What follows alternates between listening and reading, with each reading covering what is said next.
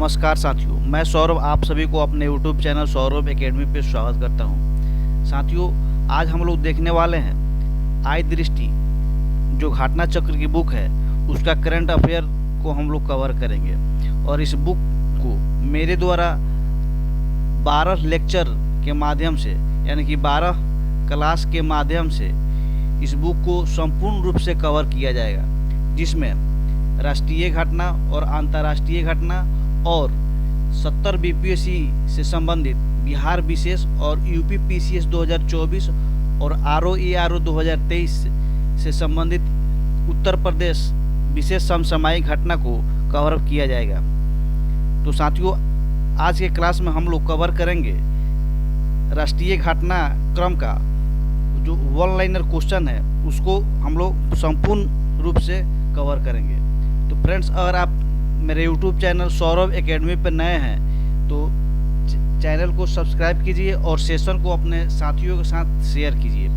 और ये जो करंट अफेयर है, आगामी जितने भी पीसीएस जैसा कि बिहार पीसीएस और उत्तर प्रदेश पीसीएस और आरओ से संबंधित जितने भी एग्ज़ाम होंगे उन सभी एग्ज़ामों में ये सभी करंट अफेयर रेलिवेंट होंगे।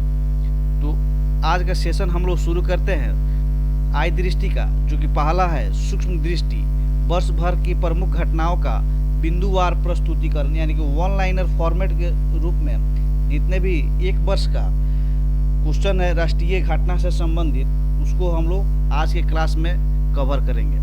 तो आज का पहला प्रश्न है, महाराष्ट्र सरकार ने किस हवाई अड्डे के पुनर्नामकरण को मंजूरी प्रदान किया है? तो पुणे हवाई अड्डा इसका होगा। पुणे हवाई अड्डा का नया नाम क्या होगा? तो जगत गुरु संत तुकाराम महाराज अंतर्राष्ट्रीय हवाई अड्डा होगा। 6वें राज्य खाद्य सुरक्षा सूचकांक यानी कि स्टेट फूड सेफ्टी इंडेक्स 2023-24 में शीर्ष 4 स्थान प्राप्त करता राज्य या केंद्र शासित प्रदेश कौन सा है? यानी कि स्टेट फूड सेफ्टी इंडेक्स 2023-24 में 4 शीर्ष यानी 4 टॉप स्थान कौन कौन से राज्य या केंद्र शासित प्रदेश को प्रदान हुआ है? जिसमें पहला है केरल, दूसरे नंबर पर है तमिलनाडु और तीसरे नंबर पर जम्मू और कश्मीर और चौथे पर है गुजरात। अगला देखेंगे, केंद्र सरकार ने किस केंद्र शासित प्रदेश की राजधानी का पुनर्नामकरण का निर्णय लिया है? साथियों, अंडमान निकोबार द्वीप समूह के जो पहले राजधानी था उसका नाम था पोर्ट ब्लेयर, अब उसका नया राजधानी नाम परिवर्तन कर दिया गया है। तो इसका नया नाम क्या हो गया? श्री विजयपुरम हो गया है। फ्रेंड्स, आप लोग कमेंट बॉक्स में बताइएगा कि किसी भी राज्य के राजधानी का नाम परिवर्तन किसके द्वारा किया जाता है। इसको आप लोग कमेंट में उत्तर दीजिएगा और उसके बाद मेरे द्वारा इसका सही उत्तर दिया जाएगा। अगला प्रश्न है, दूसरा अंतर्राष्ट्रीय बौद्ध मीडिया सम्मेलन कहाँ आयोजित किया गया है? 11 से 23 सितंबर 2024 को आयोजित किया गया है। साथियों, यह नई दिल्ली में आयोजित किया गया है। ये प्रश्न बीपीएससी के लिए बहुत ही महत्वपूर्ण हो जाता है और यहाँ पे डेट को भी आप लोग याद कर लीजिएगा, क्योंकि बीपीएससी में कभी कभी डेट से संबंधित फैक्चुअल प्रश्न भी पूछा जाता है। अगला प्रश्न है, किसने उत्तर प्रदेश में सैनिक स्कूल का उद्घाटन किया है? तो जगदीप धनखड़ उपराष्ट्रपति द्वारा किया गया है। यह कहाँ हुआ है? गोरखपुर में इसका उद्घाटन किया गया है। प्रधानमंत्री नरेंद्र मोदी ने वीडियो कॉन्फ्रेंसिंग के जरिए जल संचयन जल भागीदारी पहल की शुरुआत की है। कहाँ की है? तो सूरत गुजरात में किया है। जल संचय जन भागीदारी पहल किस अभियान से जुड़ा है? जल शक्ति अभियान कैच द रन अभियान से यह जुड़ा हुआ है। राष्ट्रपति द्रौपदी मुर्मू ने कहाँ विश्व शांति बुद्ध बिहार का उद्घाटन किया है? तो उदयगिरी लातूर में जिला क्या है? जो जिला है उदयगिरी लातूर और यह महाराष्ट्र राज्य में पड़ता है। अगला प्रश्न है, उत्तर प्रदेश सरकार ने किस विश्वविद्यालय के मुख्य भवन में वैदिक 3D संग्रहालय बनाने की मंजूरी दिया है? तो संपूर्णानंद संस्कृत विश्वविद्यालय वाराणसी में यह मंजूरी प्रदान किया गया है। अत्याधुनिक संग्रहालय किसको समर्पित किया गया है? अत्याधुनिक संग्रहालय किसको समर्पित किया गया है? तो भारतीय ज्योतिष खगोल विज्ञान और वैदिक साहित्य को यह समर्पित किया गया है। अगला प्रश्न है, प्रोजेक्ट नमन की शुरुआत किसने किया है? तो भारतीय थल सेना द्वारा प्रोजेक्ट नमन की शुरुआत किया गया है। इसके तहत किसको सहायता एवं सेवाएं प्रदान किया जाएगा, तो रक्षा पेंशन भोगियों और भूतपूर्व सैनिकों और उसके परिवारजनों को इसके द्वारा सहायता प्रदान किया जाएगा। प्रोजेक्ट नमन किस प्रणाली के कार्यान्वयन पर केंद्रित है, स्पर्श डिजिटल पेंशन प्रणाली पर यह केंद्रित है। उत्तर प्रदेश मंत्रिमंडल द्वारा डिजिटल मीडिया संबंधित किस नीति को मंजूरी प्रदान किया गया है, उत्तर प्रदेश डिजिटल मीडिया नीति 2024। उत्तर प्रदेश राज्य पिछड़ा वर्ग आयोग का अध्यक्ष किसे नियुक्त किया गया है, उत्तर प्रदेश राज्य पिछड़ा आयोग के अध्यक्ष किसे नियुक्त किया गया है, तो राजेश वर्मा को नियुक्त किया गया है। बिहार खेल विश्वविद्यालय एवं राज्य खेल अकादमी का उद्घाटन कहाँ पे किया गया है, राजगीर नालंदा में किया गया है। केंद्र सरकार ने केंद्र शासित प्रदेश लद्दाख में कितने नए जिले को गठन करने की घोषणा अगस्त 2024 में किया है, तो 5 जिले को गठन करने की घोषणा केंद्र सरकार ने केंद्र शासित प्रदेश लद्दाख में इसकी घोषणा किया है। इन 5 जिलों का नाम क्या क्या होगा, तो पहला है जास्कर, 2 नंबर पर द्रास, शाम, नुब्रा और चांगथांग इसका नाम होगा। अगला प्रश्न है, बनारस हिंदू विश्वविद्यालय और किस अकादमी ने नेपाली भाषा और संस्कृत अध्ययन के लिए समझौता किया है, नेपाली अकादमी ने समझौता किया है।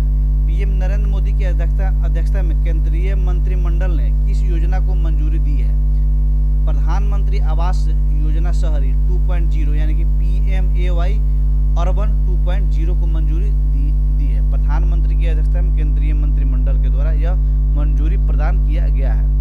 प्रधानमंत्री आवास योजना शहरी कब शुरू किया गया था, यानी कि जो शुरू किया गया था जून 2015 में प्रधानमंत्री आवास योजना शहरी को प्रारंभ किया गया था। राष्ट्रीय महिला आयोग के अध्यक्ष सुश्री रेखा शर्मा ने किसका उद्घाटन किया है, तो डिजिटल शक्ति केंद्र का उद्घाटन किया है। डिजिटल शक्ति केंद्र का उद्देश्य क्या है, महिलाओं के खिलाफ साइबर अपराधों के बारे में लोगों में जागरूकता बढ़ाना है। आपदा जोखिम प्रबंधन के लिए बीमा समाधान को कार्यान्वित करने वाला देश का पहला राज्य कौन सा है, नागालैंड है। आपदा जोखिम प्रबंधन के लिए बीमा समाधान को कार्यान्वित यानी कि इम्प्लीमेंटेशन करने वाला देश का प्रथम राज्य कौन सा है, तो नागालैंड है।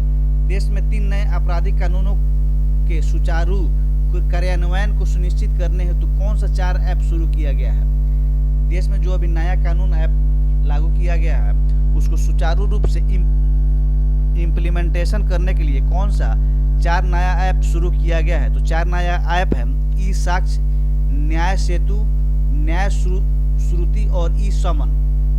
फिर से आप लोग रिकॉल कर देते हैं आप लोगों के लिए, ई साक्ष्य, न्याय सेतु, न्याय श्रुति और ई समन 4 ऐप को प्रारंभ किया गया है। उत्तर प्रदेश के गोरखपुर से लेकर पश्चिम बंगाल तक 519 किलोमीटर लंबा कौन सा एक्सप्रेसवे बनाया जाएगा, तो गोरखपुर सिल्लीगुड़ी एक्सप्रेसवे बनाया जाएगा। अगला देखते हैं, गोरखपुर सिल्लीगुड़ी एक्सप्रेसवे किन 3 राज्यों से होकर गुजरेगी, उत्तर प्रदेश, बिहार और पश्चिम बंगाल से होकर गोरखपुर सिल्लीगुड़ी एक्सप्रेसवे गुजरेगी। भारत की पहली भूतापीय विद्युत परियोजना का निर्माण कार्य कहाँ प्रारंभ किया गया, तो पुग्गा घाटी लद्दाख में प्रारंभ किया गया। साथियों, आप लोग से जब भी कोई स्थल या कोई घटना जब करंट इवेंट में चर्चा में रहती है तो उससे संबंधित स्टैटिक्स प्रश्न को आप लोग अवश्य कवर कर ले, क्योंकि करंट से ही जोड़कर स्टैटिक प्रश्न से सवाल के इजाद किया जाता है। इसलिए आप लोगों से एग्जाम में ये भी पूछ देगा पुग्गा घाटी कहाँ स्थित है, डायरेक्ट, तो आप लोग याद रखिएगा लद्दाख में पुग्गा घाटी स्थित है। केरल के वायनाड को भारतीय अंतरिक्ष अनुसंधान संगठन द्वारा वर्ष 2023 में तैयार किए गए भारत के भूस्खलन एटलस में कौन सा स्थान दिया गया है, तो 13वां स्थान दिया गया है। रुद्रप्रयाग का इसमें स्थान क्या मिला है, प्रथम स्थान प्राप्त किया है रुद्रप्रयाग। राष्ट्रीय हिंदी विज्ञान सम्मेलन 2024 से आयोजित किया गया, कहाँ पे आयोजित किया गया, तो भोपाल में आयोजित किया गया। वर्ष 2000 जो राष्ट्रीय हिंदी विज्ञान सम्मेलन 2024 हुआ है उसका थीम क्या था, अमृतकाल में राष्ट्रीय वैज्ञानिक चेतना का उन्नयन। अमृतकाल में राष्ट्रीय वैज्ञानिक चेतना का उन्नयन है। राष्ट्रपति भवन के दरबार हॉल और अशोक हॉल का नाम बदलकर क्या कर दिया गया है? तो दरबार हॉल का नाम गणतंत्र मंडप और अशोक हॉल का नाम अशोक मंडप कर दिया गया है। भारत के 500वें सामुदायिक रेडियो स्टेशन का शुभारंभ कहाँ किया गया है? 500वें सामुदायिक रेडियो स्टेशन का शुभारंभ कहाँ किया गया है? तो आइजोल मिजोरम में किया गया है। अगला प्रश्न है सिंकुल्ला सुरंग परियोजना के निर्माण कार्य का शुभारंभ कहाँ किया गया है? तो लद्दाख में किया गया है, जिसकी ऊंचाई कितना है? तो 15,800 फीट है और इसकी लंबाई कितना है? लगभग 4.1 किलोमीटर इसकी क्या है? लंबाई है। निर्माण कार्य पूरा होने के बाद विश्व की सबसे ऊंची सुरंग कौन सी हो जाएगी? जब सिंकुला सुरंग परियोजना का निर्माण संपूर्ण रूप से पूरा हो जाएगा तो ये विश्व के सबसे ऊंची सुरंग हो जाएगी। विश्व की सबसे ऊंची सुरंग हो जाएगी सिंकुला सुरंग जिसका नाम है। यूपी सरकार ने वृक्षारोपण जन अभियान 2024 के तहत किस पहल की शुरुआत किया है? तो मित्र वन की शुरुआत किया है। मित्र वन किस सरकार के द्वारा शुरू किया गया है? तो यूपी सरकार के द्वारा शुरू किया गया है। यह किससे संबंधित पहल है मित्र वन? तो वृक्षारोपण से संबंधित है। भारत का पहला Chadwick house navigating audio heritage संग्रहालय का उद्घाटन कहाँ किया गया है? शिमला हिमाचल प्रदेश में किया गया है। संसद भवन परिसर में लोकसभा सचिवालय द्वारा किसका विकास किया गया? जहां प्रतिष्ठित भारतीय नेताओं एवं स्वतंत्रता सेनानियों की प्रतिमाएं स्थापित किया गया है। प्रेरणा स्थल की शुरुआत किया गया। केंद्र सरकार द्वारा डाक घर अधिनियम 2023 के प्रावधानों को कब से लागू किया जाएगा? 18 जून 2024 से इसको लागू किया जाएगा। उत्तर प्रदेश मंत्रिमंडल द्वारा उत्तर प्रदेश राज्य विश्वविद्यालय मुरादाबाद का पुनर्नामकरण किया जाने की मंजूरी प्रदान किया गया है। इस विश्वविद्यालय का नया नाम क्या होगा? यानी कि मुरादाबाद विश्वविद्यालय का नया नाम क्या अब हो जाएगा? गुरु जम्बेदश्वर राज्य विश्वविद्यालय मुरादाबाद इसका नाम हो जाएगा। 18वीं लोकसभा का प्रोटेम स्पीकर किसे बनाया गया था? तो भर्तृहरि महताब को 18वीं लोकसभा का प्रोटेम स्पीकर बनाया गया था। साथियों आप लोग कमेंट बॉक्स में अवश्य बताइएगा कि प्रोटेम स्पीकर का कार्य क्या होता है और वो अपना दायित्व क्या निर्वहन करते हैं, इसको आप लोग कमेंट में अवश्य लिखिएगा। किस राज्य या केंद्र शासित प्रदेश में उल्लास 9 किस राज्य या केंद्र शासित प्रदेश में उल्लास 9 भारत साक्षरता कार्यक्रम के तहत पूर्ण कार्यात्मक साक्षरता हासिल की है? लद्दाख हासिल किया है। उत्तर प्रदेश में पर्यावरण सुरक्षा के मद्देनजर बायोप्लास्टिक पार्क कहाँ निर्मित किया गया है? तो कुंभी गांव में किया गया है, जो कि लखीमपुर खीरी में स्थित है। कहाँ स्थित है? लखीमपुर खीरी में यह स्थित है। अगला सवाल है, विश्व का पहला ओम आकार का मंदिर का निर्माण कहाँ किया गया है? पाली राजस्थान में किया गया है। उसका मंदिर का आकार कैसा है? तो ओम आकार का, जिस तरह हम लोग ओम लिखते हैं उसी आकार का मंदिर का शेप है। वर्ष 2024 में किस सत्याग्रह के 100 वर्ष पूरे हुए हैं? तो वाइकोम सत्याग्रह जो का वर्ष 2024 में 100 वर्ष पूरा हुआ है। तो वाइकोम सत्याग्रह साथियों कब हुआ था? तो 1924 में वाइकोम सत्याग्रह हुआ था। अब यहाँ पे वाइकोम सत्याग्रह क्या है न्यूज में है, आप लोग वाइकोम सत्याग्रह से संबंधित सभी जितने भी स्टैटिक्स फैक्ट बनते हैं, तथ्य बनते हैं, उसको आप एक बार अवश्य देख लीजिएगा। अगला प्रश्न है, 18वीं लोकसभा में 343 सीटों पर कुल कितने महिलाएं चुनी गई थी? तो 74 महिलाएं 343 से सीटों में से 74 महिलाएं चुनी गई है, जो कि 13.63% है। कितना है? 13.63% है। बरेठी सौर ऊर्जा परियोजना की आधारशिला कहाँ